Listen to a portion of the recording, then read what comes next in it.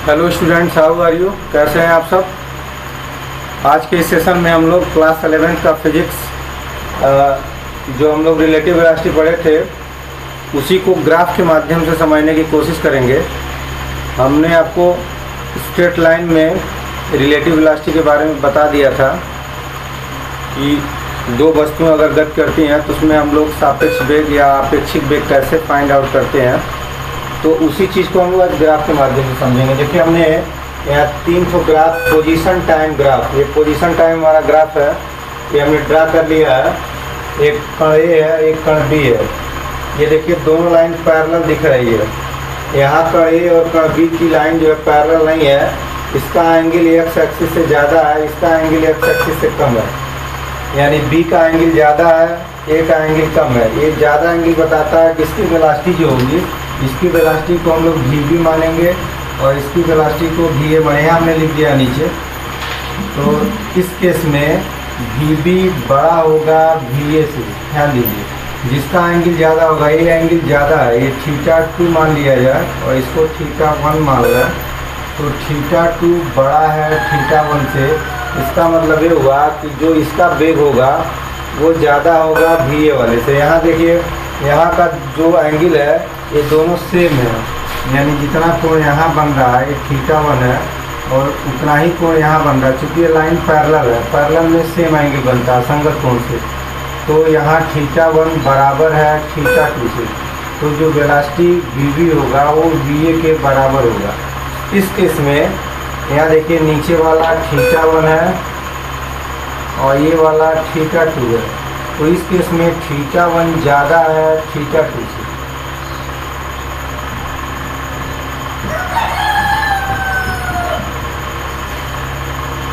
तो θ1 ज़्यादा है θ2 से, तो जो हमारा वी ए है वो ज़्यादा होगा वी बी से।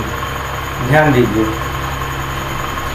इस केस में टाइम t बराबर 0 पर या t बराबर 0 की स्थिति दी गई है, इसको हम लोग t बराबर 0 मानते हैं। t बराबर 0 से वस्तुएं चलना शुरू की और दोनों के बीच में कुछ डिस्प्लेसमेंट है। कुछ डिस्प्लेसमेंट का मतलब ये हुआ कि ऐसे हम बात करेंगे। मान लिया जाए कि ये आपका गोरखपुर है GKP और ये आपका है बस्ती है और आगे आपका लखनऊ होता है। इसी रूट पर लखनऊ मिलता है। तो मैं थोड़ा सा आपको समझा दूँ। ऐसे गोरखपुर से गाड़ी 10 बजे चली, कोई मोटरसाइकिल था 10 बजे दिन में, अब बस्ती से दूसरा चला, यानी ये कण ए की स्थिति है, ये कण बी की स्थिति है। ये भी 10 बजे चला, मान लिया जाए कि 10 बजे भी चले। इसी को हम लोग टाइम बराबर 0 मानते हैं। एक्चुअली जब कोई वस्तु गति स्टार्ट करती है तो चाहे जिस भी टाइम पर स्टार्ट करें उसको हम लोग इनिशियली 0 मान के चलते हैं। तो दो कण था, कण ए और कण बी। कोई गाड़ी हो सकती है 10 बजे चले, इन दोनों के बीच की दूरी 70 किलोमीटर होता है। गोरखपुर से बस्ती के बीच की दूरी कितना किलोमीटर? लगभग 70 किलोमीटर है। तो ये 70 किलोमीटर के डिस्टेंस पर थे। एक गाड़ी गोरखपुर में थी, दूसरी गाड़ी बस्ती में थी। दोनों चलना शुरू कर दिए और दोनों की वेलोसिटी समान है। जिस गति से ये जा रहा है उसी गति से ये जा रहा है। दोनों अगर 1 घंटा चलेंगे तो मान लिया जाए, इसकी समझने के लिए, इसकी वेलोसिटी 80 किलोमीटर पर आवर है, 80 किलोमीटर प्रति घंटा। ये भी है 80 किलोमीटर प्रति घंटा। तो आप क्या निष्कर्ष निकालेंगे? अगर 1 घंटे बाद बात करें तो ये भी 80 किलोमीटर जाएगा, ये भी 80 किलोमीटर जाएगा। मान लिया जाए कि ये वाला वी सी पर पहुंच गया और ये जो है कहीं डी पर पहुंच गया। तो अगर इनके बीच की दूरी पूछा जाए तो जो यहाँ दूरी थी वही दूरी यहाँ भी आएगी। यानी 1 घंटे बाद उनके बीच का दूरी या विस्थापन की बात करें तो वो चेंज नहीं होगा। क्यों नहीं चेंज होगा? क्योंकि जिस गति से ये चल रहा था उसी गति से ये भी चल रहा था। तो जितना दूरी ये तय करेगा उतना ही दूरी ये तय करेगा। तो दोनों के जो बीच की दूरी होगी वो तो दूरी अलग अलग तय करेंगे। पहला वाला 80 किलोमीटर जाएगा, दूसरा वाला भी 80 किलोमीटर जाएगा, दोनों 80 किलोमीटर जाएंगे। तो अगर यहाँ से इसकी दूरी मान लिया जाए, यहाँ से ये दूरी 80 किलोमीटर है और यहाँ से ये दूरी भी 80 किलोमीटर, तो इनके बीच की दूरी 70 बनी रहेगी। क्यों? क्योंकि आप अगर इसको ऐड कर लें, ये 80 और ये 70, मतलब कुल दूरी में से हम इस दूरी को घटा दें तो ये दूरी 80 + 70 हो गई। ये दूरी पूरा यहाँ से लेके यहाँ तक ये 70 - 80 ये 150 किलोमीटर, और यहाँ तक 80, यानी ये 70 ही तो हुआ, 70 किलोमीटर ही हुआ। कहने का मतलब है कि जब दो वस्तुएं समान चाल से चलती हैं, समान वेग से चलती हैं और एक ही समय पर चलती हैं, एक निश्चित टाइम पर, दोनों 9-9 बजे चलाएं या दोनों 10-10 बजे चलाएं, तो ऐसी दशा में किसी निश्चित समय के बाद जो उनके बीच की दूरी होती है वो बराबर बनी रहती है, क्योंकि दोनों की वेलोसिटी सेम है और ये दूसरे को कभी मिल नहीं पाएंगी, हमेशा एक निश्चित डिस्टेंस पर चलती रहेंगी। जैसे मान लीजिए, मान लो हमारा हाथ है, इसे ये कड़े है, एक कण भी है, इनके बीच का कोई डिस्टेंस है 1 फीट, आए दोनों एक स्पीड से चल रहा है तो दोनों के बीच की दूरी हमेशा बराबर रहेगी। हाँ, कम घटेगी बढ़ेगी कब इनके बीच की दूरी, जब ये तेज़ चला है धीरे चला है, ये धीरे चल रहा है तेज़ चल रहा है, ये धीरे चल रहा है तो ये इसको पकड़ लेगा, लेकिन दोनों एक स्पीड से चल रहा है तो दोनों के बीच की दूरी हमेशा क्या होगी, बराबर मेंटेन रहेगी, यानी दोनों के बीच का डिस्प्लेसमेंट सेम होगा। एक जो पीछे है वो पीछे हमेशा रहेगा, जो आगे है वो हमेशा आगे बना रहेगा। आपको बात समझ में आ गई? चलिए, अब अगर इनका हम रिलेटिव वेलोसिटी इस दशा में निकाला, ये हमारा फिगर है, अगर इस दशा में इनका रिलेटिव वेलोसिटी निकाला जाए, इसको कहते हैं ए का वेग बी के सापेक्ष, तो हम कहते हैं बी ए माइनस बी बी, क्या कहते हैं बी ए माइनस बी बी, ये 0 आएगा। क्यों 0 आएगा? क्योंकि जितना बी ए का मान है उतना बी बी का मान, अगर बी ए 80 किलोमीटर है तो बी बी भी 80 किलोमीटर, तो 80 माइनस 80 0, यानी जब दो वस्तुओं का वेग समान हो तो एक का वेग दूसरे के सापेक्ष या दूसरे का वेग पहले के सापेक्ष 0 आएगा। आपको हमने इसके पिछले वीडियो में डिस्कस भी कर दिया था। उसके बाद हम इस पर विचार करेंगे। दूसरा आइटम है कि कण बी का वेग ज़्यादा है और कण ए का वेग कम है। तो देखिए, ये बी वाला है, मैं इसको मान लेता हूँ 100 किलोमीटर प्रति घंटा, आए 80 किलोमीटर प्रति घंटा, तब कहानी क्या बनेगी आप बड़ी आसानी से सोच सकते हैं कि ये जो पीछे चल रहा है गोरखपुर से, वो हमेशा 80 किलोमीटर प्रति घंटा की रफ्तार से चल रहा है, आज जो बस्ती से चला वो 100 किलोमीटर प्रति घंटा की रफ्तार से चला, तो यह 1 घंटे में 100 किलोमीटर जाएगा, 1 घंटे में 80 किलोमीटर जाएगा।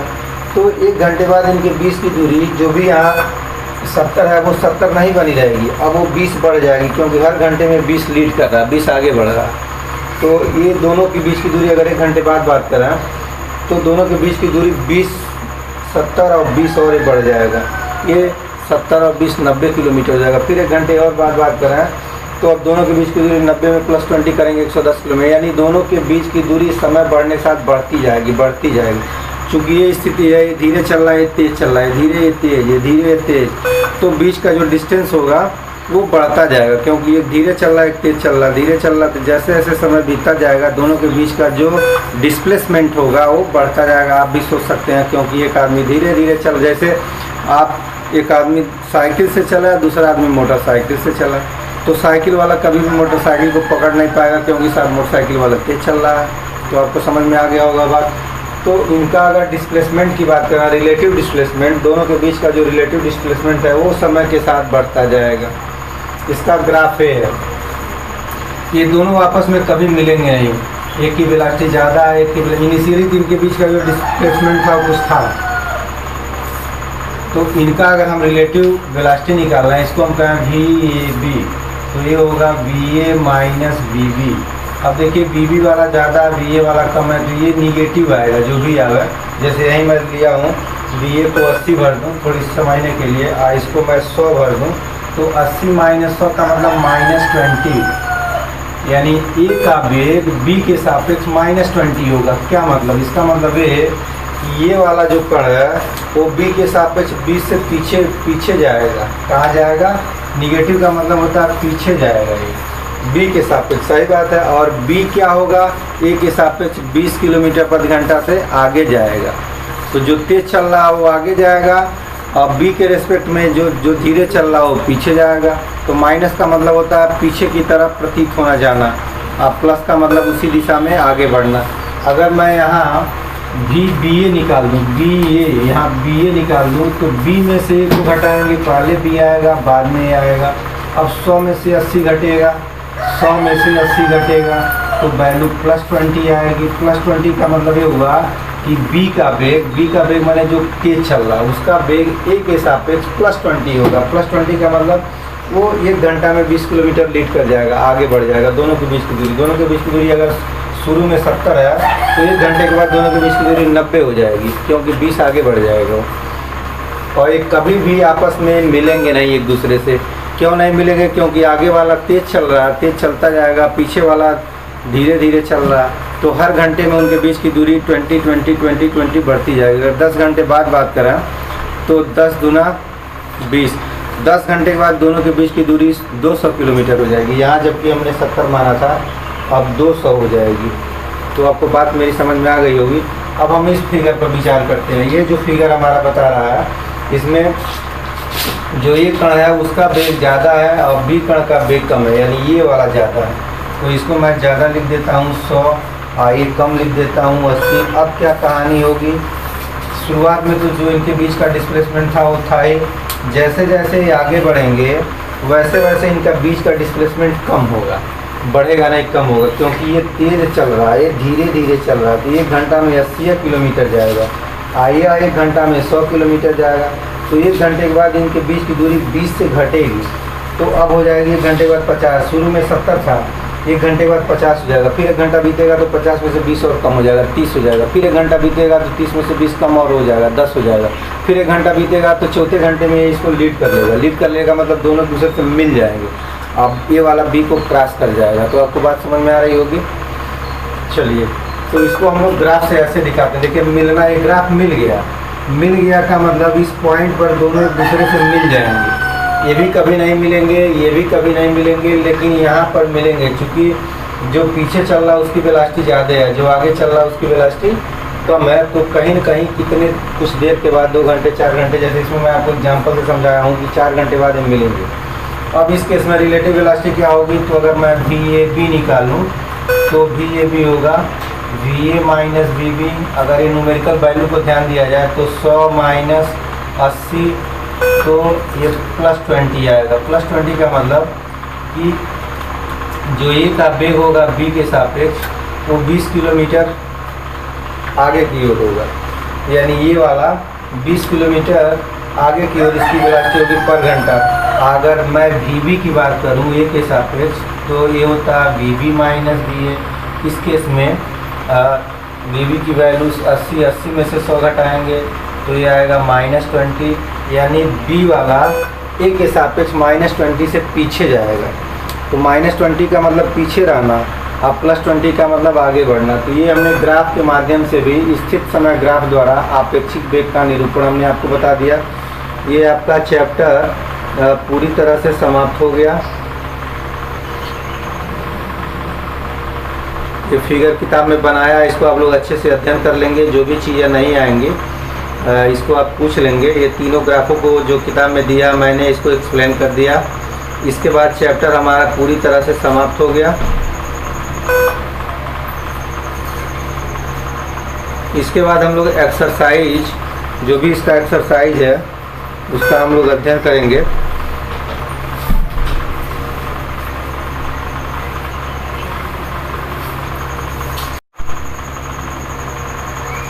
इसके बाद हम लोग एक्सरसाइज को एक एक करके देखेंगे। तो हमारा जो एक्सरसाइज है, देखिए मैं ये डिस्प्ले करा दिया हूँ। लघुत्तरिक प्रश्न से हम शुरू करते हैं, यही हमारा शुरुआती किताब में दिया भी है। लघुत्तरिक प्रश्न से हम लोग शुरू करेंगे। सबसे पहला आपका प्रश्न है, निर्देश तंत्र क्या होता है? निर्देश तंत्र, तो निर्देश तंत्र में हमने आपको सब शुरू में ही डिस्कस कर दिया था। निर्देश तंत्र क्या होते हैं? निर्देश तंत्र में गति करने के लिए हम लोग एक्सिस को लेते हैं, X axis, Y axis, Z axis. अगर 1D मोशन है तो सिर्फ एक एक्सिस पर होता है, वो चाहे एक्स हो, चाहे वाई हो, चाहे जेड हो। अगर वह 2D मोशन है वो 2 एक्सिस में होता है, वो एक्सिस एक्स वाई हो सकता है, वाई जेड हो सकता है, जेड एक्स हो सकता है। वो सिचुएशन पर डिपेंड करता है। और निर्देश तंत्र में समय के मापन के लिए घड़ी का भी हम लोग यूज करते हैं। उसमें एक मूल बिंदु की चर्चा की जाती है, इसको निर्देश तंत्र कहते हैं। निर्देश तंत्र हमारी इच्छा पर निर्भर करता है कि हम उस निर्देश तंत्र को कैसे मान रहे हैं। उसके बारे में हमने आपको डिटेल डिस्कस कर दिया था। दूसरा सवाल है, दूरी और विस्थापन में क्या अंतर है? तो इसके बारे में भी हमने बता दिया था कि दूरी जो है, दूरी किसी दिशा में किसी भी दिशा में हम जाते हैं तो दूरी तय करते हैं, दूरी में दिशा नहीं ली जाती है, दूरी अदिश राशि है। जबकि विस्थापन एक निश्चित दिशा में जब दूरी तय करते हैं तो उसको हम लोग विस्थापन से डिनोट करते हैं। उसके बाद बताया गया था कि दूरी जो है पाथ फंक्शन है। पाथ फंक्शन का मतलब रास्ते को कंसीडर करते हैं, जबकि विस्थापन पॉइंट फंक्शन है। पॉइंट फंक्शन का मतलब हम दो बिंदुओं को कंसीडर करते हैं, जहाँ से चलते हैं और जहाँ पहुँचते हैं। तो दूरी पाथ फंक्शन होती है, जबकि विस्थापन पॉइंट फंक्शन होता है। फिर बताया गया था आपको कि दूरी पॉजिटिव और जीरो हो सकती है, जबकि विस्थापन पॉजिटिव भी होता है, निगेटिव भी होता है, शून्य भी होता है। तो ये सब कहानी डिटेल डिस्कस कर दिया गया है। फिर अगला सवाल है, दूरी, विस्थापन, चाल तथा वेग में कौन सी राशि अदिश है? तो दूरी अदिश राशि होती है और चाल अदिश राशि होती है। विस्थापन और वेग दोनों सदिश राशियाँ हैं। तो ये हमारा 3 क्वेश्चन हो गया। आगे हम बढ़ते हैं चौथे क्वेश्चन की तरफ। चौथा क्वेश्चन हमारा है, किस स्थिति में वस्तु के औसत वेग का परिमाण औसत चाल के बराबर होता है? किस स्थिति में, यानी कौन सा सिचुएशन ऐसा है जिसमें वस्तु की औसत वेग, एवरेज वेलोसिटी का परिमाण का मतलब उसकी वैल्यू, उसका मान औसत चाल के बराबर होता है? तो जब वस्तु एक सरल रेखा में गति करती है, जब भी वस्तु सरल रेखा में गति करती है, सीधी रेखा में, जैसे रोड वाली गति, तो जब रोड पर हम लोग गति करते हैं तो हम चाहे चाल की बात करें, चाहे वेग की बात करें, औसत चाल की बात करें, औसत वेग की बात करें, वो सेम रहता है। अगला सवाल है, एक कार V1 चाल से S1 दूरी, तत्पश्चात V2 चाल से S2 दूरी तय करती है, कार की औसत चाल का मान बताइए। तो देखिए, औसत चाल औसत वेग, तो औसत चाल औसत वेग का हम लोग फार्मूला पढ़े हैं। औसत चाल बराबर कुल चली गई दूरी बटे कुल लिया गया समय। कुल चली गई दूरी बटे कुल लिया गया समय, एक सूत्र हम लोग यूज कर लेते हैं और उसी सूत्र की सहायता से हम अपना काम कर लेते हैं। तो देखिए क्या कह रहा है कि कोई वस्तु है, एक कार है, एक्चुअली कार है, ये हमारी कार है जो V1 चाल से चलती है और S1 दूरी तय करती है। मान लिया जाए कि S1 दूरी तय कर ली, V1 चाल इसका है, S1 दूरी है। तत्पश्चात पुनः ये अपनी चाल बढ़ा दी, अब इसकी चाल हो गई V2 और फिर दूरी चल गई S2, ये S2 दूरी। तो इसकी औसत चाल बतानी है आपको। हमने औसत का कॉन्सेप्ट बताया भी था कि औसत वेग या औसत चाल की हम बात क्यों करते हैं। तो हमने आपको डिस्कस किया था कि जब हम कोई दूरी तय करते हैं, जैसे मान लीजिए हमको गोरखपुर से लखनऊ जाना है, तो जब भी रास्ते में हम चलते हैं तो हमारी स्पीड घटती बढ़ती रहती है। कभी हम जाम में फंस जाते हैं तो हम स्लो हो जाते हैं, कभी रोड खाली मिलता है तो हम तेज़ गति से जाते हैं। तो जो भी हम गोरखपुर से लखनऊ के बीच की दूरी तय करते हैं, वहाँ हम किसी पर्टिकुलर चाल की बात नहीं कर पाते हैं कि हमारी वेलोसिटी 80 पर है या हमारी वेलोसिटी 10 पर है या हमारी वेलोसिटी 20 पर। हमारी वेलोसिटी या स्पीड हमेशा चेंज होता रहता है, इसीलिए हम लोग एवरेज की बात करते हैं और एवरेज को ही शुद्ध रूप में हम लोग अपनी वेलोसिटी मानते हैं। जो भी वस्तु चलती है उसमें जो भी वेलोसिटी होती है वो एवरेज ही सही होता है, क्योंकि एवरेज ही हम बात करते हैं। इसलिए बात करते हैं क्योंकि वेलोसिटी हर समय बदलती रहती है।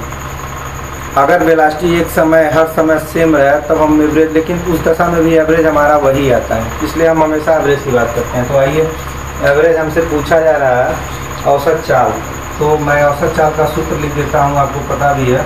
औसत चाल बराबर एक क्लास 9 से भी आप पढ़े होंगे, ऊपर होता है कुल चली गई दूरी, कुल चली गई दूरी, कुल चली गई दूरी बटे कुल लिया गया समय, कुल समय। तो इसको हम लोग कुल देखिए दूरी निकालेंगे, ये दो तरह की दूरी है, S1 प्लस S2 हमने ऊपर लिख दिया। और कुल टाइम हमको निकालना है, तो टाइम पहले मैं अलग से निकाल लेता हूँ। ये टाइम मैं T1 मान लेता हूँ, पहला जो चला, और दूसरा टाइम मैं T2 मान लेता हूँ। तो नीचे होगा T1 प्लस T2। अब ध्यान दीजिए, एवरेज स्पीड कोई स्पीड AVR लिख देते हैं, स्पीड AVR का मतलब एवरेज। तो दूरी तो ठीक है S1 प्लस S2। अगर हम टाइम की बात करें तो समय बराबर होता है दूरी बटा चाल। आपने छोटी कक्षा में ही पढ़ा है, क्लास 5 से ही पढ़ते आए हैं। तो दूरी हमारी है S1 और चाल है V1, तो T1 हो जाएगा S1/V1। और T2 की बात करें तो फिर दूरी बटे चाल, तो T2 अब S2 दूरी लेंगे और इसकी वेलोसिटी जो भी है चाल है वो V2 होगा। तो यहाँ मैं T1 T2 को भर देता हूँ, क्या भरूँगा S1/V1 प्लस S2/V2। तो ये हमारा तैयार हो जाएगा फार्मूला। हम चाहें तो किसी के साथ गुणा करके थोड़ा इसको सॉल्व भी कर लें। तो ये S1 + S2 तो ऊपर है, इसका इसमें गुणा करेंगे तो S1 V2 + S2 V1 अपान V1 V2, वो V1 V2 हमारा ऊपर ट्रांसफ़र हो जाएगा। तो यहाँ मैं V1 V2 लिख देता हूँ, ये हमको मिलना चाहिए। आपको किताब में यही छोड़ दिया, तो इसी को आंसर कर दीजिए, यही हमारा आंसर हो गया। दोनों आंसर सही है, कोई आंसर ले सकते हैं। इसके बाद क्वेश्चन नंबर 6 पर हम चलते हैं। तो क्वेश्चन नंबर 6 हमारा है, कह रहा है कि ये कार V1 चाल से T1 समय तक, V2 चाल से T2 समय तक गति करती है। तो इसमें टाइम दे ही दिया है, V1 चाल है, दूरी नहीं दिया है। कार है जो V1 चाल से T1 समय तक चलती है, मान लिया जाए कि T1 समय तक वो से B पर आ गई। V2 चाल से T2 टाइम तक चलती है, वो C पर आ गई। तो फिर औसत चाल पूछ रहा है, तो फिर यही सूत्र हम लगाएंगे, कुल चली गई दूरी बटे कुल लिया गया समय। तो दूरी इसमें पता नहीं है, दूरी नहीं पता है, तो दूरी मैं S1 S2 दूरी मैं निकाल देता हूँ, इसको लिख देता हूँ AB धन BC दूरी। कौन सी दूरी? AB धन BC। एक दूरी AB है, दूसरी दूरी BC है, और नीचे टाइम तो ठीक है, ये ठीक है इतना। अब इसके बाद AB BC का मान निकाल लिया जाए। तो दूरी का सूत्र आपने पढ़ा होगा, यहीं क्रॉस मल्टीप्लाई कर देते हैं। तो दूरी बराबर चाल गुणे समय होता है। दूरी बराबर कितना होता है? चाल गुणे समय। तो दूरी निकालेंगे तो चाल V1 है, टाइम T1 है, तो यहाँ AB दूरी V1 × T1 हो गया। आप BC के लिए चाल V2 है, टाइम T2 है, तो V2 × T2 हो गया। तो नीचे T1 + T2 रहेगा, तो ये आपको आंसर मिल जाएगा, ये आपका आंसर है। ये सवाल नंबर 6 हो गया। फिर हम 7 नंबर सवाल पर चलते हैं। देखिए, तो 7वां सवाल आपका है, तात्क्षणिक वेग के परिमाण को क्या कहते हैं? तात्क्षणिक वेग के परिमाण, तात्क्षणिक वेग का मतलब होता है कि किसी निश्चित समय पर वेग, जैसे हम मोटरसाइकिल पर 8 बजे, हम ठीक पर्टिकुलर टाइम की बात करें, 8 बजे हमारी स्पीड क्या है? ये जरूर सही है कि समय के साथ हमारी स्पीड रोड के अनुसार बदलती रहती है। रोड गड़बड़ है तो हमारी स्पीड कम हो जाती है, रोड अच्छा है, भीड़ नहीं है तो स्पीड ज़्यादा होती है।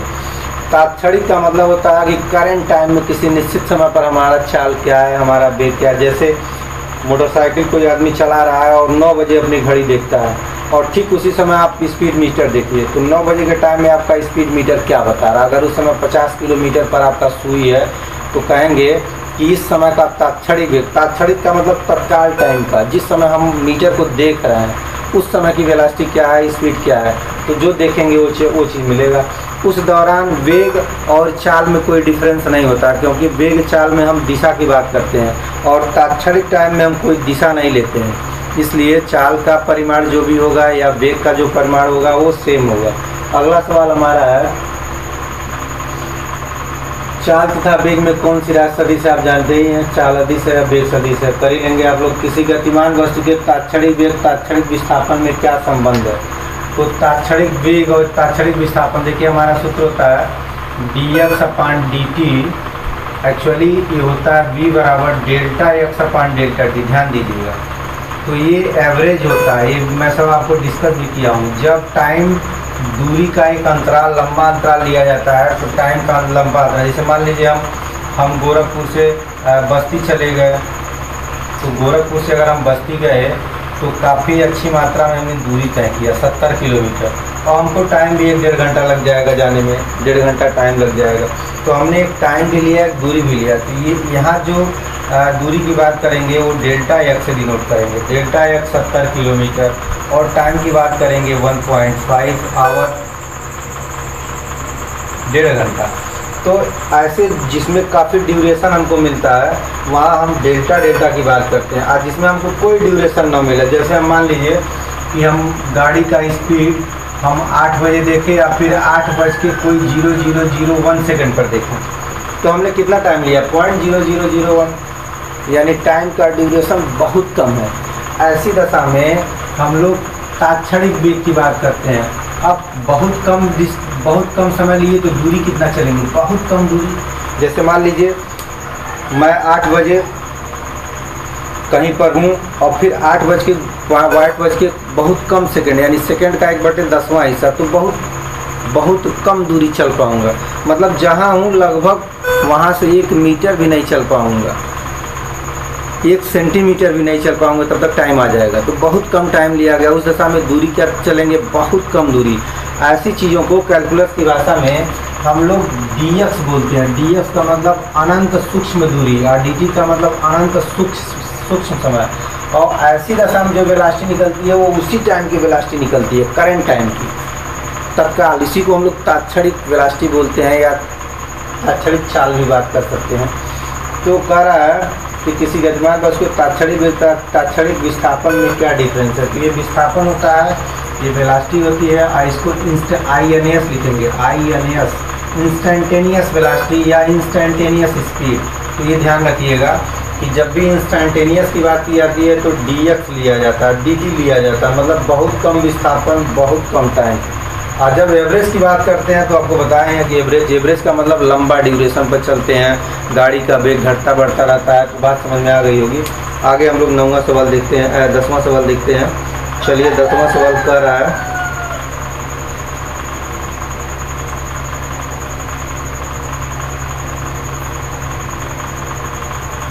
दसवां सवाल हमारा है, त्वरण से क्या तात्पर्य है।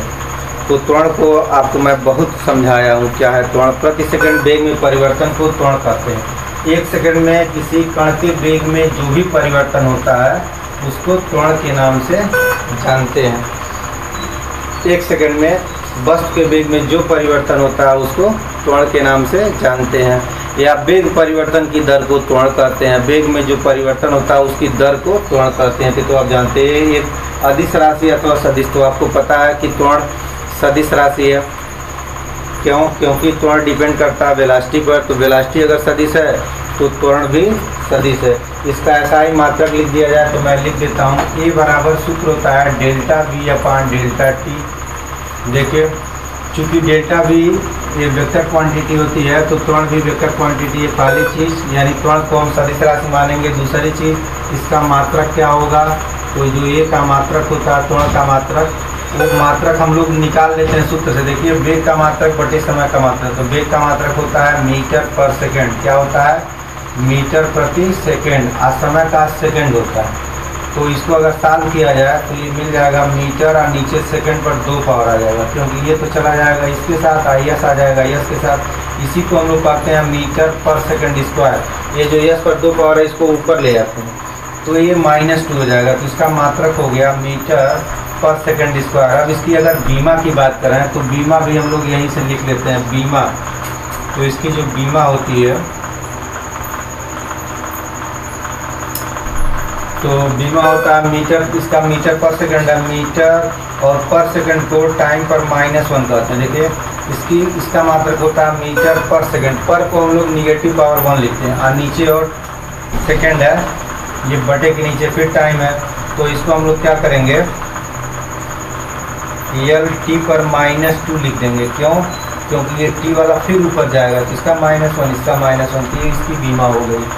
बीमी सूत्र भी इसको हम लोग कहते हैं, चाहे बीमा कहें चाहे बीमी सूत्र कहें, एक ही चीज़ है। अगला सवाल हम लोग देखते हैं, क्वेश्चन नंबर 11। क्वेश्चन नंबर 11 है, किसी वस्तु के तात्क्षणिक वेग व तात्क्षणिक त्वरण में संबंध लिखिए। देखिए, मैं बताया भी हूँ तात्क्षणिक वेग, और जब भी तात्क्षणिक की बात की जाएगी तो स्मॉल dv dt ए बराबर यही होता है। ये एवरेज के लिए होता है, ये एवरेज, यहाँ ये VR लिख देते हैं। और जब तात्क्षणिक की बात करते हैं तो INS T लिखते हैं, INS। तो ये होता है डेल्टा V अपान डेल्टा T। ये ध्यान रखिएगा तात्क्षणिक वेग के लिए। एक समान गति से क्या तात्पर्य है। तो हमने आपको एक समान गति के बारे में बताया था कि जब वस्तु समान समय में समान दूरी तय करती है तो वस्तु के इस प्रकार की गति को एक समान गति कहते हैं। और एक होता है असमान गति। असमान गति में वस्तु समान समय में समान दूरी नहीं तय करती है, उसका वेग एक समान नहीं होता है। चाहे वेग की बात करना चाहे चाल की बात करना, एक ही चीज़ है। ये सब डिफिनीशन है, आप जानते भी हैं। दूरी तथा विस्थापन में किसका मान ऋणात्मक हो सकता है। देखिए, दूरी ऑलवेज पॉजिटिव या शून्य होती है, जबकि विस्थापन पॉजिटिव भी होता है, निगेटिव भी होता है, जीरो भी होता है। सारी कहानी बताई जा चुकी है आपको। क्या किसी वस्तु की चाल का मान ऋणात्मक हो सकता है? नहीं, चाल ऋणात्मक होता ही नहीं है। वेग का हो सकता है, क्योंकि वेग तीनों होता है, पॉजिटिव, निगेटिव एंड जीरो। चलिए, अब आगे हम लोग ग्राफ के बारे में ग्राफ पूछ रहा है, निम्न ग्राफों का ढलान क्या प्रदर्शित करता है? स्थित समय ग्राफ। तो स्थित समय ग्राफ में देखिए टाइम एक्सिस तो हमेशा एक्स एक्सिस पर होता है, स्थित को हम लोग एक्स कहते हैं। तो एक्स अपान टी यानी दूरी बटा समय की वेलोसिटी बताता है। इसका जो ग्राफ बताता है वो क्या बताता है? वेलोसिटी बताता है, वेग बताता है। तो आप वेग कह दीजिएगा। अब आइए वेग समय ग्राफ की बात करें। तो वेग समय ग्राफ में ये टाइम ग्राफ है, ये वेलोसिटी ग्राफ है। तो यहाँ से v अपान टी कहेंगे और यही तो एक्सेलरेशन होता है। तो ये त्वरण बताता है। तो वेग समय ग्राफ आपका त्वरण बताता है, जबकि स्थित समय ग्राफ वेलोसिटी बताता है। चलिए, तो ये भी हो गया। इसके बाद हम लोग 16 की बात करते हैं। 16 का रहा है वेग समय ग्राफ तथा समय अक्ष के बीच के भाग का क्षेत्रफल क्या प्रदर्शित करता है? देखिए वेग समय ग्राफ, ये हमारा वेग समय ग्राफ है। मान लिया जाए ऐसे कुछ वेग समय ग्राफ मिला और ये हमारा समय एक्सिस है। कौन सा एक्सिस है? समय एक्सिस। तो वेग समय ग्राफ की बात, ग्राफ के लिए हम लोग एक बीच में कोई लाइन ड्रा कर लें। हम ऐसे कर सकते हैं, हम ऐसे कर सकते हैं, हम सीधा कर सकते हैं। तो ऐसे हम लोग एक वेग समय ग्राफ ड्रा कर लिए और फिर समय अक्ष, ये हमारा समय, इसके बीच का जो ये क्षेत्रफल है, क्षेत्रफल का मतलब ये जगह, तो ये क्या प्रदर्शित करता है? तो ये विस्थापन बता रहा, मैं आपको बता भी रहा हूँ कैसे विस्थापन हो गया। देखिए ये v बता रहा है, इसको v लिख दिया जाए, इसको t लिख दिया जाए। आप समझ ही रहे हैं। अगर इसका एरिया निकाला जाए, एरिया माने क्षेत्रफल, तो ये आयत है, आयत का क्षेत्रफल क्या होता है? लंबाई गुणे चौड़ाई। आप समझ रहे हैं, लंबाई को t मान लें, चौड़ाई को v मान लें, तो v में t का गुणा होगा। और v और t का गुणा हमको क्या बताता है? कैसे जानेंगे इस चीज़ को? तो यहाँ से देखिए हमारा सूत्र होता है v बराबर x अपान टी, वेग बराबर विस्थापन बटा समय। तो इसी को अगर मैं क्रॉस मल्टीप्लाई कर लूँ, तो x का गुणा 1 में होगा x और v इंटू टी।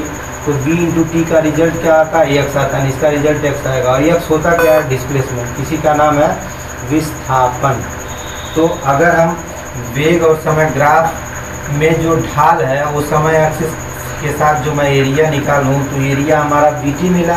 अब bt का सूत्र क्या आएगा? x आएगा। x क्या होता है? विस्थापन होता है। तो ये विस्थापन बताता है। अब आइए इसकी बात कर लिया जाए।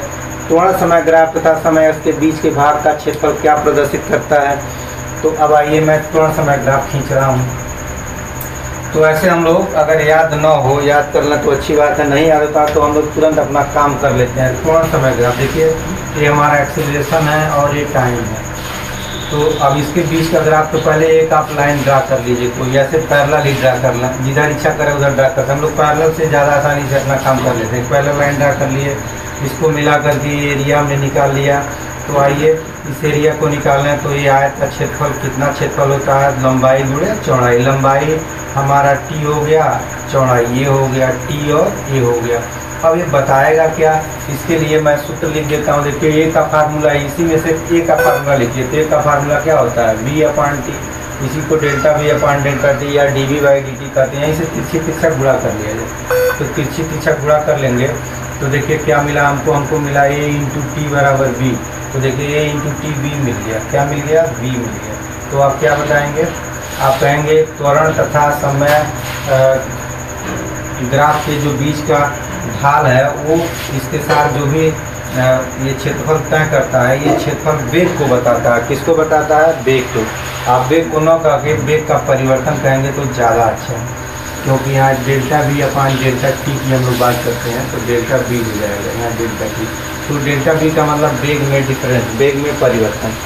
चलिए उसके बाद हम चलते हैं विरामावस्था में कण का स्थित समय ग्राफ कैसा होगा, इसको बताना। विरामावस्था में कण का स्थित समय ग्राफ, देखिए स्थित समय ग्राफ में ये x एक्सिस पर t होता है और स्थित को हम लोग x से डिनोट करते हैं। अब विरामावस्था की बात करना, विरामावस्था का मतलब वस्तु चल नहीं रही है। तो जब वस्तु नहीं चलती है तो थोड़ा सा व्यवहार में समझिए कि जब वस्तु नहीं चलती है इसका मतलब समय के साथ उसका पोजीशन नहीं बदल रहा। जैसे मान लीजिए रोड पर गाड़ी खड़ी हो 8 बजे सुबह में और वो गाड़ी बिगड़ गई, फिर आप 8:10 पर देखेंगे तो वहीं खड़ी है, 1 घंटे बाद देखेंगे तो वहीं खड़ी है, यानी जहाँ है वहीं है। इसका मतलब वो चल नहीं रही है। तो कहानी यही है कि विरामावस्था में कण का स्थित समय ग्राफ क्या होगा। तो आप ऐसा बना दीजिए कि समय बढ़े लेकिन उसका दूरी न बढ़े, जहाँ है वहीं है।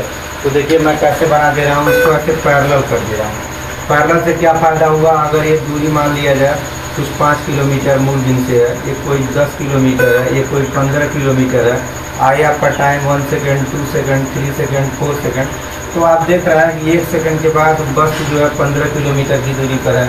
फिर 2 सेकेंड बाद मूल बिंदु से मतलब जहाँ से वो चलना शुरू की थी वो 2 सेकंड के बाद भी 15 किलोमीटर की दूरी पर है। 3 सेकंड के बाद भी कहाँ है, 15 किलोमीटर की दूरी पर है। 4 सेकंड के बाद भी कितनी दूरी पर है, 15 किलोमीटर की दूरी पर है। तो हमारा टाइम तो इंक्रीज हो रहा है लेकिन उसकी दूरी नहीं बदल रही है। जैसे हमारे घर के सामने गाड़ी खड़ी है तो हम सुबह उठे तो देखे गाड़ी बिगड़ी हुई वहीं खड़ी है, फिर 1 घंटे बाद देखे फिर वहीं है, फिर 1 घंटे बाद देखे तो हमारे घर से वो 100 मीटर की दूरी पर हमेशा है। तो टाइम तो बीत रहा है, दिन भर खड़ी थी वहाँ 24 घंटा तक खड़ी थी, 24 घंटे में उसका पोजीशन हमारे घर से वही, हमारा घर का मतलब मूल बिंदु, तो मूल बिंदु से वो उतना ही दूरी पर। तो यहाँ हमारा जो हमारा एक्स ग्राफ होगा उसका ढाल टाइम एक्सिस के पैरेलल होगा। क्या होगा, टाइम एक्सिस के पैरेलल होगा। ऐसे आप बना देंगे। चलिए उसके बाद हम चलते हैं क्वेश्चन नंबर 19 पर। क्वेश्चन नंबर 19 देखिए। तो क्वेश्चन नंबर 19 हमारा है,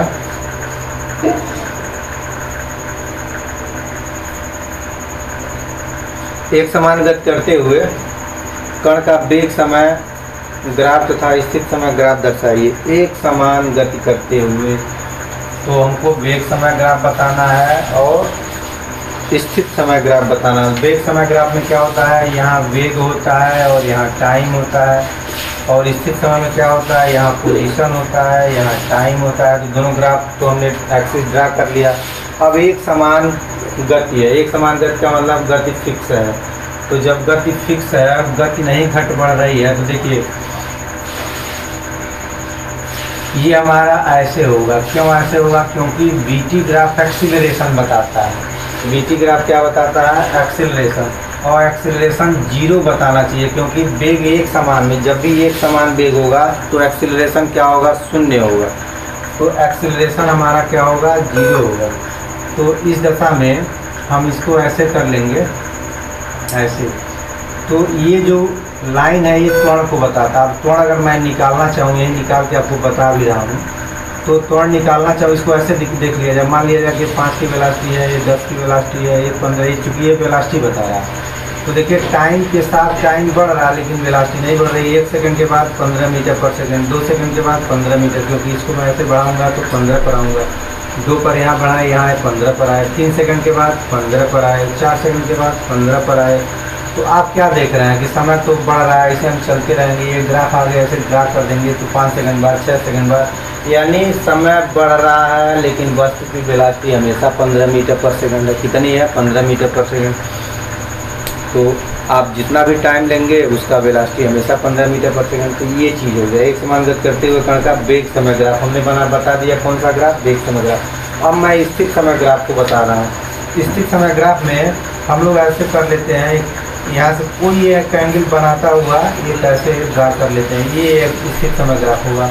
अब ऐसा होने से क्या मतलब है, स्थित समय ग्राफ हमारा वेलोसिटी बताता है जो कहाँ से निकलता है, v बराबर tan थीटा से।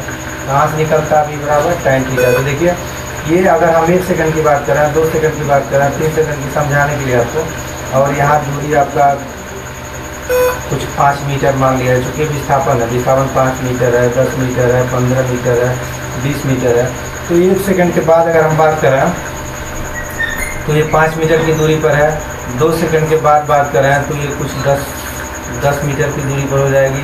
3 सेकंड बाद की बात करें तो मतलब जैसे जैसे समय ले रहा है दूरी बढ़ रहा है, मतलब वस्तु चल रही है। लेकिन चलने का तरीका क्या है, तो चलने का तरीका ये है, अगर हम इस त्रिभुज को कंसीडर करें तो यहाँ थीटा का मान हो जाएगा लंब बटा आधार, यानी 5/1। तो यहाँ से हम थीटा निकाले तो 5/1 आया, यानी 5 आया।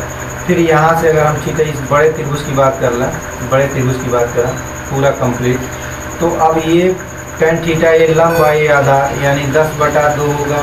फिर भी 5 आया। सब अब मैं वेलोसिटी निकाल रहा हूँ। वेलोसिटी कैसे निकलती है, tan थीटा से। तो हम 1 सेकंड के बाद वेलोसिटी निकाले तो 5 आया। फिर 2 सेकंड के बाद हम वेलोसिटी निकालना है तो 2 सेकंड में अब ये लंब हो जाएगा, ये आधार हो जाएगा, तो लंब हो गया 10, आधार हो गया 2, तब भी 5 आया। हम 3 सेकंड के बाद वेलोसिटी निकाले तो अब ये हो जाएगा 15/3 हो जाएगा, तो 15/3 फिर 5 आया। यानी अगर हम ऐसे सीधा लाइन ड्रा करते हैं तो पता चल जाएगा कि हमारा वेलोसिटी एक समान है। तो ये हमारा पोजीशन टाइम ग्राफ ये भी बता रहा वेलोसिटी एक समान है, ये हमारा बीटी ग्राफ ये भी बता रहा वेलोसिटी एक समान है। तो एक समान गति करते हुए कण का वेग समय ग्राफ इसी समय ग्राफ हमने दर्शा दिया, ऐसे आपको दर्शाना होगा। बात आपको समझ में आई होगी। चलिए हम लोग आगे चलते हैं, क्वेश्चन नंबर 20 की बात करते हैं। क्वेश्चन नंबर 20 देखिए। क्वेश्चन नंबर 20 का रहा है एक समान त्वरित गति के शुद्ध गतिक समीकरण लिखिए। एक समान त्वरित गति के आपको शुद्ध गतिक समीकरण लिखना। गतिक समीकरण माने वही गति वाला समीकरण। तो गति वाला समीकरण आपको पता है और सवाल कर रहा है एक समान त्वरित गति, यानी इसमें त्वरण भी है, त्वरण एक समान है। तो वही हम लोग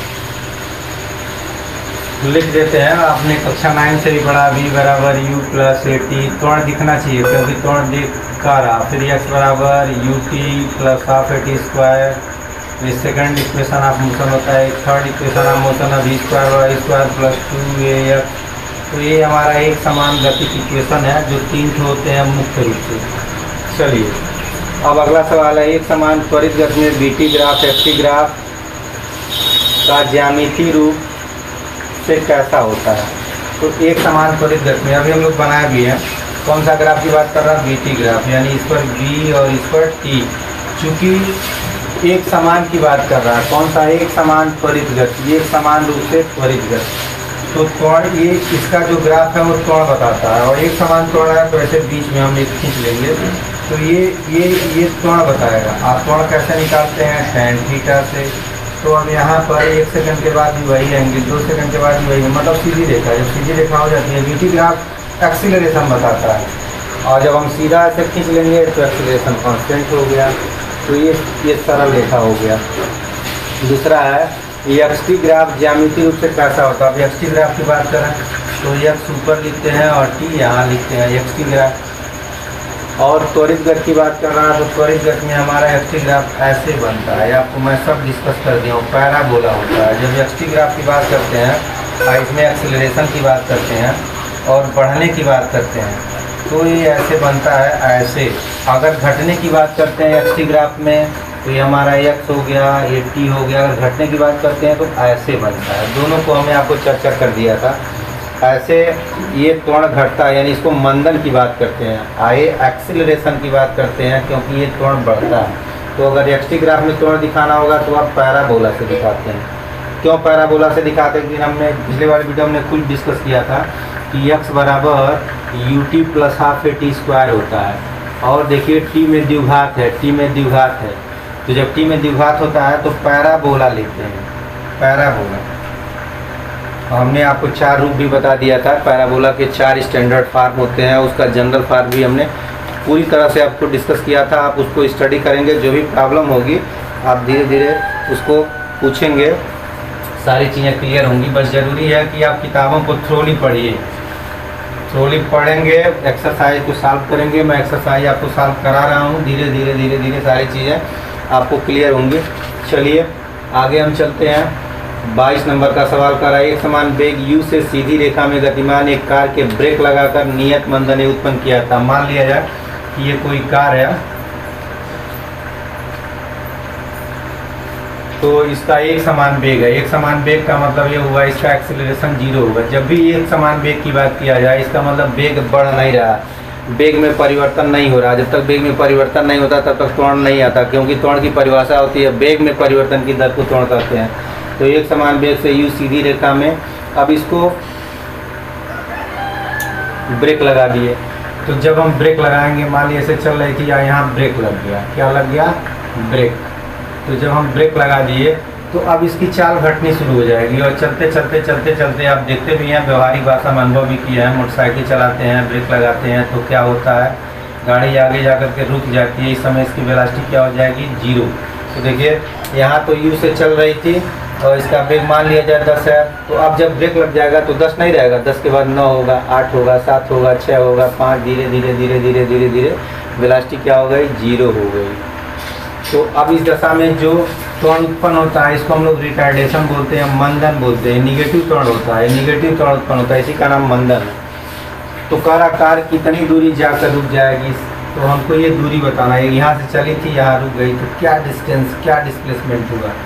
तो हम लोग x बराबर इक्वेशन लगा देते हैं, थर्ड इक्वेशन लगाते हैं। चूँकि इसमें टाइम की चर्चा नहीं की गई है, समय नहीं है, तो जब समय नहीं है तो थर्ड इक्वेशन लगाते हैं। थर्ड इक्वेशन हमारा कितना है, v² बराबर u² प्लस 2ax।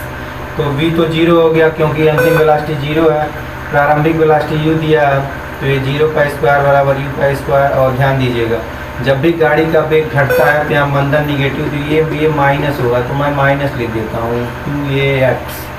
तो यहाँ से 2ax बराबर हो गया u का स्क्वायर। तो हमको निकालना क्या है, x निकालना है, दूरी निकालनी है। तो दूरी को बराबर करेंगे तो u²/2a हमारा आंसर हो जाएगा, u²/2a। अब दूसरा चीज़ का रहा, कार कितने समय बाद रुक जाएगी, यानी ये टाइम कितना लेगी, तो ये टाइम भी निकाल लिया जाए। टाइम निकालने के लिए हम फर्स्ट इक्वेशन लगा देते हैं। तो फर्स्ट इक्वेशन क्या होता है, v बराबर u प्लस at।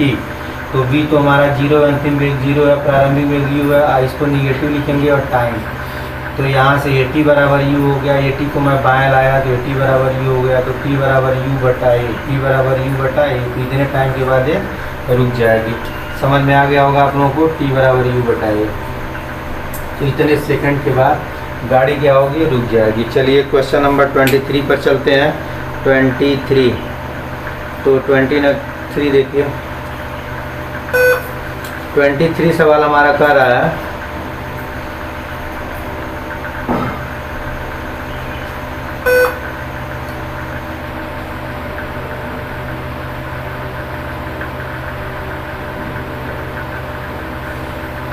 कि अंतर्गत, देखिए त्वरण दिया एक समान, ठीक है।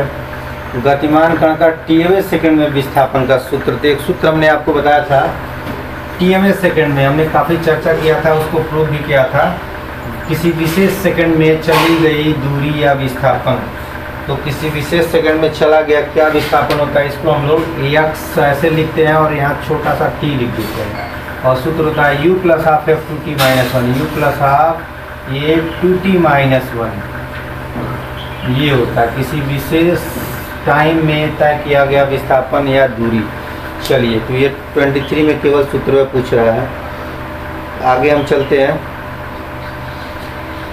24 का रहा है, गेंद ऊर्ध्वाधर की ओर फेंकी जाती है, चाल वेग त्वरण में कौन सी राशि नियत रहती है। कोई गेंद है और ऊपर की ओर फेंका गया, कहाँ फेंका गया, ऊपर की ओर। तो इसका चाल, वेग और त्वरण, तीन चीज़ की बात कर रहा है। चाल, वेग, त्वरण में को ऐसे ऊपर वस्तु जा रही है, तो एक हम चाल की बात करेंगे, स्पीड, फिर वेग और एक्सीलरेशन में कौन सा नहीं बदलता है। तो देखिए, जब वस्तु ऊपर चलती है तो इसकी वेलोसिटी कम होती है, यहाँ ज़्यादा वेलोसिटी होगी, 50, ऊपर चलेंगे तो 49 हो गया, 48 हो गया, तो वेलोसिटी घटती रहती है। और जब सीधी रेखा में चलेंगे तो स्पीड भी घटता जाएगा। तो जब भी ऊपर चलते हैं तो स्पीड वेलोसिटी दोनों घटती है, यानी ये तो हमारा उत्तर नहीं होगा ना, स्पीड ना। अब आप बात करें त्वरण की, तो त्वरण जो है एक समान त्वरण होता है। आप जानते हैं कि इसमें ऊपर से नीचे जाते हैं तो हमारा एक्सीलरेशन -g काम करता है, -g, जिसकी वैल्यू 9.8 मीटर/सेकंड² कांस्टेंट होती है। जब भी ऊपर नीचे का मोशन होता है तो याद कर लीजिए कि त्वरण नहीं बदलता है, चाहे ऊपर जाएंगे चाहे नीचे आएंगे, उसका चिन्ह बदलता है। तो चिन्ह से कोई मतलब नहीं है, वो राशि नहीं बदलती है। कितना होता है गुरुत्वीय त्वरण का मान, 9.8 मीटर/सेकंड²। वो ना घटता है ना बढ़ता है। चलिए, अगला सवाल कर रहा है कि वस्तु पृथ्वी से u वेग से ऊर्ध्वाधर ऊपर की ओर फेंकी जाती है, वस्तु अधिकतम कितनी ऊंचाई तक जाएगी, यानी कितनी ऊंचाई तक जाएगी। तो इसका कहानी ये है कि तब तक जाती है जब तक उसका अंतिम वेग 0 नहीं हो जाता। भाई, हम कहीं भी गाड़ी चलाते हैं तो कब तक चलेंगे, जब तक हमारी वेलोसिटी 0 नहीं होगी। वही कहानी है कि जब भी किसी वस्तु को हम ऊपर फेंकते हैं तो ये जाती रहती है, इसका वेग घटता जाता है। एक अवस्था ऐसी आती है इसका वेग 0 हो जाता है। जब 0 हो जाएगा तो ऊपर नहीं जा पाएगी, अब यहाँ से गिरने लगती है नीचे की तरफ। तो यही पूछ रहा है कि एक वस्तु पृथ्वी तल से u वेग से ऊर्ध्वाधर, u वेग दिया हुआ है, u वेग से ऊर्ध्वाधर ऊपर की ओर फेंकी जाती है, अधिकतम कितनी ऊंचाई तक जाएगी। तो मान लिया जाए अधिकतम ये ऊंचाई है। अच्छा, तो हम equation of motion third equation लगा दे रहे हैं। थर्ड इक्वेशन, चूँकि इनिशियल वेलोसिटी पता है, फाइनल वेलोसिटी पता है, ऊंचाई हमको निकालना है, इसलिए थर्ड इक्वेशन टाइम की चर्चा नहीं है। जब टाइम की चर्चा नहीं होती है तो थर्ड इक्वेशन लगा देते हैं। तो b square y square plus 2GH।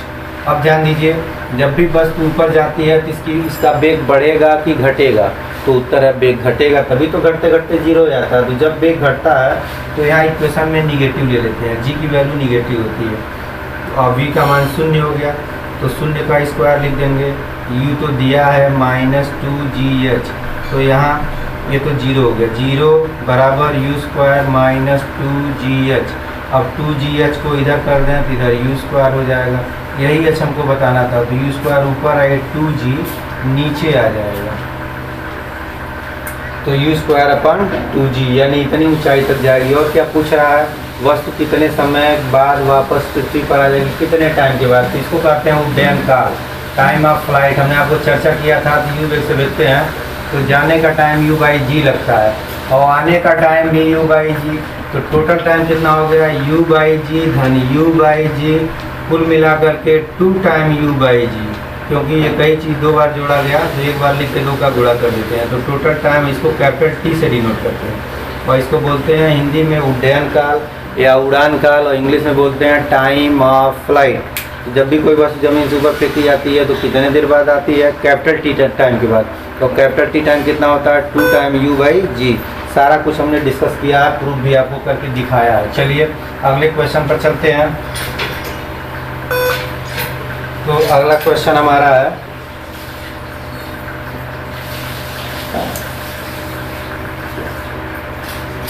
Question number 26। एक गिरद एच ऊंचाई से विरामावस्था छोड़ दी जाती है, एच ऊंचाई से विरामावस्था छोड़ दी जाती है। मान लिया जाए कि जमीन है, आइए कोई एच हाइट है, ये एच हाइट है और यहाँ से छोड़ दी जाती है। जब भी किसी चीज़ को हम छोड़ देते हैं तो वहाँ इनिशियल वेलोसिटी जीरो। देखिए जैसे स्केच है, इसको हमने छोड़ दिया तो जिस समय पकड़े थे उस समय इसका वेग शून्य था, चल नहीं रही है। छोड़े तो छोड़ने के समय इसका वेग जीरो। जब ये नीचे आती है इसका वेग बढ़ता जमीन से टकराती है तो सबसे अधिक वेग हो जाता है। जब जमीन से टकराएगी तो इसका वेग सबसे ज़्यादा होगा, क्योंकि जैसे नीचे जाते हैं वेग बढ़ता जाता है। तो ये कहानी है, छोड़ दी गई किस ऊंचाई से, एच ऊंचाई से छोड़ दी गई।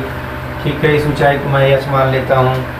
वस्तु कितने समय के पश्चात पृथ्वी से टकराएगी और पृथ्वी पर टकराते समय वस्तु का वेग क्या होगा, तो कितने टाइम के बाद ये टकरा जाएगी। मान लिया जाए कि वो टाइम T है, T हमको फाइंड आउट करना, तो मैं इसमें सेकंड इक्वेशन लगा दे रहा हूँ। क्यों पहला क्यों नहीं लगाया, क्योंकि पहले में ऊंचाई होती ही नहीं है, जबकि ऊंचाई सवाल में दिया है तो पहला लगाएंगे नहीं। थर्ड लगा सकते हैं, ऊंचाई होती है लेकिन उसमें टाइम की चर्चा नहीं है, केवल एक ही समीकरण ऐसा है जिसमें एच भी होता है T भी होता है, सेकंड वाला। तो एच बराबर होता है UT प्लस GT स्क्वायर। तो एच हमको पता करना, देखिए ये जीरो हो गया क्योंकि U की वैल्यू शून्य में T का गुणा करेंगे शून्य होगा, प्लस GT स्क्वायर। तो हमारी हाइट यही आएगी। हाइट पूछ रहा है, क्या पूछ रहा है, टाइम पूछ रहा है। तो एच बराबर हाफ GT स्क्वायर हो गया। तो यहाँ से T स्क्वायर को बराबर कर दें तो 2 जाएगा, एच में गुणा होगा और G नीचे ट्रांसफर हो जाएगा, ये मिला हमको। फिर यहाँ से T निकालेंगे तो ये जो वर्ग है इधर काड़ी आ जाएगी, यानी 2H बटा G अंडर रूट में ये आएगा। फिर करा पृथ्वी पर टकराते समय वस्तु का वेग क्या होगा, तो फिर वेग कितना होगा, तो हम इसमें फर्स्ट इक्वेशन या थर्ड इक्वेशन कुछ भी लगा सकते हैं। फर्स्ट इक्वेशन लगा दे रहे हैं तो फर्स्ट इक्वेशन अंतिम वेग पूछता ही है U प्लस GT। जब ऊपर से नीचे आ रहा है यहाँ प्लस साइन लेंगे तो V की वैल्यू U 0 और G और T का मान यहाँ से मैं पुटअप कर दे रहा हूँ, तो 2H बटा G काड़ी में। तो अब V की वैल्यू हो जाएगी, ये G जो बाहर है ये काड़ी में 2 बार लिख सकते हैं। आप जानते हैं एक काड़ी वाला, तो ये काड़ी वाला से कट जाएगा, तो अब ये भी काड़ियम चला जाएगा, चूँकि गुणा है तो काड़ी में 2GH हो जाएगा। तो वेलोसिटी इसकी हो गई काड़ी में 2GH। तो ये हो गया आपका। इसके बाद हम लोग अगले सवाल पर चलते हैं, क्वेश्चन नंबर 27 देखिए। तो क्वेश्चन नंबर 20 से ख़त्म हो गया, ये आपका लघुत्तरी प्रश्न समाप्त हो गया। चलिए लघुत्तरी प्रश्न हम लोग का ख़त्म हो गया। अब इसके बाद हमारा कुछ तार्किक प्रश्न है, तर्क वाले क्वेश्चन है। तो मैं चाहूँगा कि तर्क वाले क्वेश्चन में केवल स्टेटमेंट फॉर्म में क्वेश्चन दिया है, 1-2 सवाल मैं डिस्कस भी कर देता हूँ। और ये सब सलूशन भी लगभग किताब में दिया हुआ है। इसको आप लोग खुद कर लें तो ज़्यादा अच्छा होगा, क्योंकि ये खुद आप कर सकते हैं, क्योंकि काफ़ी कॉन्सेप्ट हमने आपको डिस्कस कर दिया, कोई दिक्कत नहीं आनी चाहिए। देखिए एक सवाल है यहाँ, मैं डिस्कस भी कर देता हूँ। क्या यह संभव है कि कोई वस्तु एक ही क्षण पर विरामावस्था में भी हो और गति की अवस्था में भी हो? क्या ये पॉसिबल है कि एक ही क्षण पर वस्तु जो है विरामावस्था में भी हो और गति की अवस्था में हो?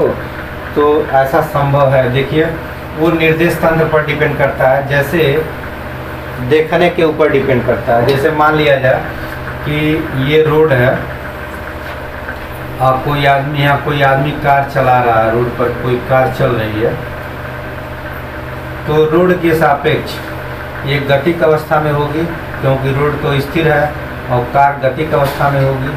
बात समझ में आ गई? अब इस कार में दो लोग बैठे हुए हैं, कार में क्या है, दो लोग बैठे हुए हैं, तो एक आदमी दूसरे के सापेक्ष स्थिर अवस्था में होगा। कैसा होगा? स्थिर अवस्था में होगा। तो ये पूछ रहा क्या यह संभव है कि कोई वस्तु एक ही क्षण विरामावस्था में हो और गति की अवस्था में हो? तो ये संभव है। देखिए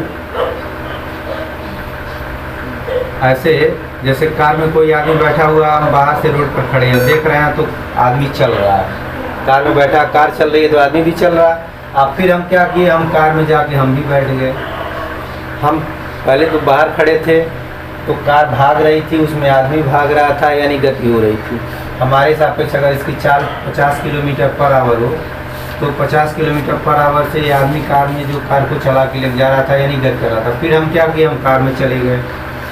अब जब कार में चले गए तो फिर आदमी को देख रहा है, अब आदमी चल ही नहीं रहा क्योंकि हमारे साथ बैठा हुआ है। तो एक ही क्षण में आदमी गति की अवस्था में भी हो सकता है और विरामावस्था में हो सकता है। ये डिपेंड करता है देखने का तरीका, यानी निर्देश तंत्र पर डिपेंड करता है। दूसरा सवाल है क्या वस्तु द्वारा तय दूरी का मान ऋणात्मक हो सकता है? तो आप जानते ही हैं दूरी ऋणात्मक, वही चीज़ है, बार बार दोहराना है। तो इसको आप लोग करिएगा। जितने तार्किक वाले क्वेश्चन है किताब में, मैं आपको तार्किक वाले क्वेश्चन तो नहीं बता रहा हूँ, मैं दूसरा क्वेश्चन आपको बता रहा हूँ। ये सब क्वेश्चन मैं छोड़ रहा हूँ। जो भी नहीं आएगा उसको आप हमको व्हाट्सअप, फेसबुक जो भी है, व्हाट्सअप के माध्यम से, फ़ोन के माध्यम से आप हमको पूछ लेंगे और मैं आपको डिस्कस कर दूंगा। जिन भी सवालों में प्रॉब्लम होगी, ये सब आपके लिए होमवर्क के रूप में मैं दे रहा हूँ, तो इसको आप लोग करेंगे। चलिए, तो तार्किक प्रश्नों के बाद आपका अगला एक प्रश्न है, एक ग्राफ का क्वेश्चन है। मैं इसको ग्राफ को डिस्कस कर देता हूँ, क्योंकि ग्राफ में बच्चे बहुत कंफ्यूज होते हैं। देखिए ग्राफ का क्वेश्चन है, पूछ रहा समझाइए कि क्या गति, ये फिगर में प्रदर्शित ग्राफ व्यवहार में किसी कण की गति को प्रदर्शित करते हैं अथवा नहीं। यानी ये किसी कण की गति, ये ग्राफ जो है, ये देखिए ये xt ग्राफ है, एक्चुअली ये डिस्प्लेसमेंट टाइम ग्राफ है। कौन सा ग्राफ है? ये दूरी बता रहा है, ये टाइम बता रहा है, तो इसको दूरी समय ग्राफ कहेंगे। कौन सा ग्राफ कहेंगे? दूरी समय ग्राफ। अब ये गति को बता रहा है कि नहीं बता रहा है, ये बात करनी है। तो इसको ऐसे हम लोग समझें, मैं यहाँ बना के आपको समझा रहा हूँ। पहला ग्राफ ये वाला, ये दूरी है, दूरी, और ये आपका है समय, समय। तो दूरी समय ग्राफ ऐसे खींचा हुआ है। इसका मतलब ये हुआ कि समय जब 0 लिया गया तो वस्तु 0 दूरी पर थी, अच्छी बात है। 0 पर फिर टाइम हमने 1 लिया तो दूरी अब इतनी हो गई, कुछ ये दूरी होगा, मान लिया जाए 5 है, ये कोई 10 है मीटर, ये 15 मीटर, ये 20 मीटर, ऐसे चल रहा है। तो जब हम विरामावस्था में थे उस समय 0 दूरी थी। जब 1 सेकंड का टाइम ले लिए, 1 सेकंड, तो अब दूरी हो गई हमारा 5 मीटर। ठीक है, दूरी 5 मीटर हो गई। फिर टाइम हमने 2 सेकंड ले लिया, यहाँ मान लिया जाए 2 सेकंड ले लिए। तो जब हमने दूरी टाइम 2 सेकंड लिया तो हम 10 मीटर चल लिए। कितना चल लिए? 10 मीटर चल लिए। फिर हमने 3 सेकंड की बात किया, तो जब हम 3 सेकंड पर पहुँचे तो 15 चल लिए, अच्छी बात है। 3 सेकंड पर दूरी हमारी 15 मीटर चल लिए। फिर हम 4 सेकंड पर चले, तो जब 4 सेकंड पर चले तो दूरी हमारी घट गई, हम 9 पर आ गए। जब हम 4 सेकंड चले तो हमारी दूरी अब घट गई। और ऐसा होता ही नहीं है। जैसे ये कोई वस्तु अगर रोड पर जा रही है तो टाइम बढ़ने के साथ दूरी तो बढ़ना चाहिए। टाइम बढ़ने के साथ क्या होना चाहिए? दूरी बढ़ना चाहिए। जबकि देखिए यहाँ तक तो बढ़ा, 3 सेकंड तक तो बढ़ा, 4थे सेकंड से कम होने लगा। और दूरी जब भी लेते हैं तो एक सीधा रास्ता में लेते हैं और रास्ते में आगे बढ़ते रहते हैं। तो ये जो है एक ग्राफ हमारा गति को प्रदर्शित नहीं करता, ये गड़बड़ हो गया। क्यों गड़बड़ हो गया? क्योंकि समय बढ़ने के साथ साथ दूरी घटने लगी, ऐसा होता ही नहीं है। समय बढ़ने के साथ ऑलवेज दूरी बढ़नी चाहिए, बढ़नी चाहिए, बढ़नी चाहिए। विस्थापन होता है तो हम मान लेते हैं, क्योंकि विस्थापन हो सकता है आदमी रिटर्न होना शुरू कर दे। यहाँ से कोई गोरखपुर गया, गोरखपुर से रिटर्न होने लगा तो टाइम बढ़ता जाएगा। यहाँ से गोरखपुर पहुँचा मान लीजिए 50 मिनट में, और फिर वहाँ से चलने लगा तो 51 मिनट के बाद उसकी दूरी घटने लगेगी, 52 मिनट के बाद और घट जाएगी, 53 मिनट, क्योंकि वो रिटर्न हो गया। तो ऐसी ये विस्थापन की स्थिति होती तो एक ग्राफ सही था, लेकिन ये दूरी की स्थिति है, दूरी निगेटिव होती ही नहीं है, पॉजिटिव या जीरो होती है। तो ये ग्राफ हमारा सही नहीं है। अब देखिए इस ग्राफ को देखा जाए तो ये ग्राफ सही है, क्योंकि समय बढ़ रहा था, विस्थापन बढ़ रहा था, फिर समय और बढ़ने लगा, विस्थापन घटने लगा। तो विस्थापन हो सकता है, क्योंकि विस्थापन में वस्तु रिटर्न होती है, यानी उसका डिस्प्लेसमेंट निगेटिव भी हो सकता है, डिस्टेंस निगेटिव नहीं होता है, ये ऑलवेज पॉजिटिव होगा। पॉजिटिव का मतलब जिस दिशा में जा रहे हैं उसी दिशा में आगे बढ़ना, दूरी तय करना, वो पॉजिटिव होता है। आज जब जिस दिशा में जा रहे थे, जैसे हम गोरखपुर गए, गोरखपुर से रिटर्न होने लगे, तो हमारा हो जाएगा डिस्प्लेसमेंट। तो डिस्प्लेसमेंट निगेटिव भी होता है, रिटर्न होने लगा तो टाइम तो लेगा ही, 1 घंटा जाने में, फिर 1 घंटा आने में, तो ये तो होगा ही, ये तो कहानी चलेगी। दूसरा ग्राफ क्या है? सही